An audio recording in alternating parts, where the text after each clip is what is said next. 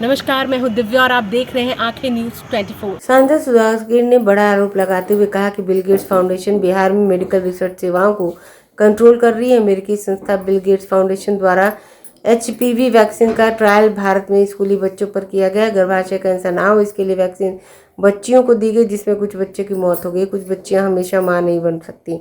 यह परिणाम आया। भारत में बच्चियों को चूहा और बंदर की तरह प्रयोग के लिए उपयोग किया गया, जिसमें गुजरात और आंध्र प्रदेश की स्कूल की बच्चियों की मौत हो गई। इस बातों का सबूत ब्रिजेश पाठक, तत्कालीन अध्यक्ष स्वास्थ्य कल्याण मंत्री, राज्यसभा की संसदीय स्थायी समिति की संस्था में 30 अगस्त 2013 को समिति का 72वां रिपोर्ट प्रकाशित किया गया। नागर होने के बाद भारत जैसे देश पर इसका नीतिगत क्या प्रभाव पड़ा है, इस बात से समझा जा सकता है कि एप्स्टीन द्वीप पर जो सबसे बड़ा दुनिया का अपराधी, जिसकी कोई भी तुलना नहीं की जा सकती, केवल एक यौन शोषक के तौर पे नहीं बल्कि तीसरी दुनिया के लोगों को गिनी पिग समझने वाले सरगना के तौर पे उस व्यक्ति को याद किया जाएगा।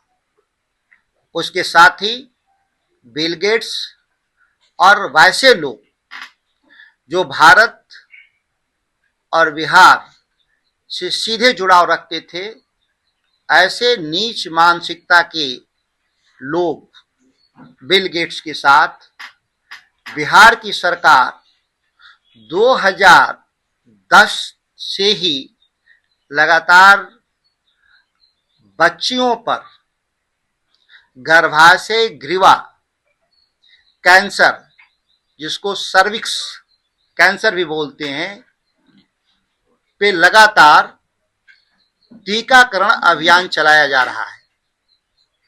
यह बात इस मामले में महत्वपूर्ण है कि भारत की राज्यसभा की संसदीय स्थायी समिति के अध्यक्ष ब्रिजेश पाठक के द्वारा एक संसदीय समिति ने इसके दुष्प्रभाव पर जांच किया गया था कि बच्चियों पर गर्भाशय कैंसर सर्विक्स जो ड्रग है HBP, उससे मौतें हुई। केवल मौतें ही नहीं हुई बल्कि जिन बच्चियों पर यह दवाई का प्रयोग किया गया, उन बच्चियों को गर्भ धारण करने की क्षमता हमेशा के लिए खो दिया। एक तरह से देखें तो वो जो टीकाकरण था, अवैध रूप से वो बंध्याकरण का भी मैं मानता हूं कि बंध्याकरण भी था। और आप देखेंगे कि भारत के भीतर जो अभी जो लेटेस्ट जनगणना की जो संभावना है, वह हमारा जनसंख्या धीरे धीरे बहुत घट रहा है। और उसके पीछे और कारण यह है कि HBP का अवैध तरीके से बच्चियों पर जो इस्तेमाल किया गया दवा का, उनके भीतर गर्भ धारण करने की क्षमता सीमित हो गई है। 31% आज भारत के भीतर, बिहार के भीतर गर्भ धारण करने की क्षमता बच्चियां खो चुकी हैं। आश्चर्यजनक है कि गेट्स फाउंडेशन अमेरिकी पाथ संस्था के द्वारा, जो पूर्व में ही भारत में पाथ यहाँ पे अवैध तरीके से ऑपरेट कर रही थी भारत के भीतर, 2006 में प्रवेश करती है अमेरिका की एक परोपकारी संस्था, जिसके पास न RBI का क्लियरेंस था, न गृह मंत्रालय का क्लियरेंस था, न विदेश मंत्रालय का क्लियरेंस था। देश की सरकार चलाने वाले लोग को जवाब देना होगा कि दुनिया की परोपकारी संस्थाओं के नाम पे भारत के भीतर बिना अनुमति के 10 साल लगातार काम करते रहे लोग, लगातार टीकाकरण के जरिए अपने दवाई का प्रदर्शन करते रहे, जिसका खामियाजा इस देश के नागरिकों को, खासतौर से बच्चियों को भोगना पड़ा। गेट्स फाउंडेशन आश्चर्यजनक रूप से, जिसका मुख्य काम दुनिया में सॉफ्टवेयर बनाने का काम है, जिसका cloud management, data centre, internet browser जैसे काम को छोड़ करके वह स्वास्थ्य सेवा एवं कृषि क्षेत्र में हस्तक्षेप की क्या आवश्यकता उसकी पड़ी। जाहिर है कि बिल गेट्स एक ढोंगी इंसान है जो अपने संपत्ति को चैरिटी के नाम पर दुनिया में अपने व्यापार को फैलाने के लिए इस्तेमाल किया। उसने 2 ट्रस्ट बनाया, बिल गेट्स फाउंडेशन ट्रस्ट, जो लाभ हानि के आधार पे वो ट्रस्ट चलता है, उसका उस मुनाफे से बिल गेट्स फाउंडेशन संस्था बनाया जो चैरिटी करती है। दोनों संस्थाओं का नाम में केवल थोड़ा सा फर्क है, इसीलिए लोग कंफ्यूज हो जाते हैं। एक उसकी संस्था प्रॉफिट मेकिंग है, एक संस्था उसकी परोपकारी संस्था है, चैरिटी करती है। लेकिन चैरिटी क्या करती है? जो लाभकारी उसकी संस्था है, जिन कंपनियों में, दवाई कंपनियों में, फार्मा कंपनियों में निवेश की है, या जो कृषि क्षेत्र में रिसर्च के लिए निवेश की है, उन्हीं कंपनियों के बीज और दवाई को दुनिया भर में गरीब देशों में बांटने के लिए अपने परोपकारी संस्था का इस्तेमाल करता है। इतना ही बात नहीं है, भारत की सरकार, बिहार की सरकार, आंध्र प्रदेश, गुजरात की सरकार उनकी नीतियों को माने, इसके लिए बकायदा एग्रीमेंट उन्होंने साइन किया है।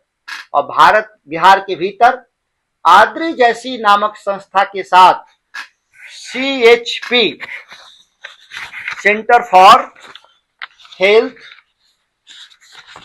सेंटर की स्थापना किया गया है बिल गेट्स के द्वारा, गेट्स फाउंडेशन के द्वारा, जो बिहार सरकार के स्वास्थ्य विभाग, कृषि विभाग, आपदा विभाग, जीविका विभाग जैसे महत्वपूर्ण संस्थाओं में, विभागों में उनके कंसल्टेंट, उनके अधिकारी, बिल गेट्स के अधिकारी सचिवालय के सचिव और मंत्रियों के दफ्तर तक पहुंच ही नहीं, उनके फाइलों और डेटा तक पहुंच रखने वाले लोग नीति निर्माण में शामिल हैं। इस बात को मैं सत्यापित तरीके से इस बात को कह रहा हूं कि यह आरोप पहली बार मैं नहीं लगा रहा हूं। मैं जब कृषि मंत्री था बिहार का, उस समय भी आप याद करें कि गेट्स फाउंडेशन के अधिक कर्मचारी मंत्री के चेंबर में बैठ के फाइलों के डिस्कशंस करते थे। और जब मैंने सवाल किया कि ये PMU क्या, न्यूज़ 24 देखते रहिए, 24 आवर्स देखते रहिए और दुनिया की अच्छी और सच्ची खबरों से अवगत होते रहिए।